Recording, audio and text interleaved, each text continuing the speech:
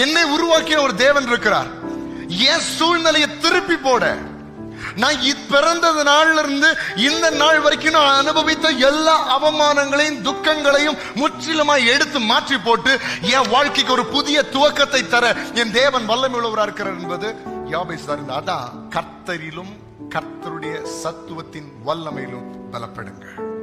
நீ துக்கத்தின் நடுவுல வாழ்ந்து கொண்டிருக்கலாம், கவலை நடுவுல வாழ்ந்து கொண்டிருக்கலாம். ஆனால் கர்த்தரை நம்பி கர்த்தருடைய பாதத்துல வந்து அவரிடத்துல நீ உன் துக்கத்தை எல்லாம் பகிர்ந்து கொள்ளும் போது, அவரிடத்துல உன்னுடைய கவலைகள் எல்லாம் விண்ணப்பங்களாய் அவரிடத்துல தெரிவிக்கும் போது, உன்னுடைய எல்லா கவலைகளையும் எல்லா துக்கங்களையும் மாற்றி உன்னை சுற்றி இருக்கிற எல்லார் மத்தியிலும் கனம் பெற்ற பாத்திரமாய் உன்னை வனைந்தெடுப்பார்.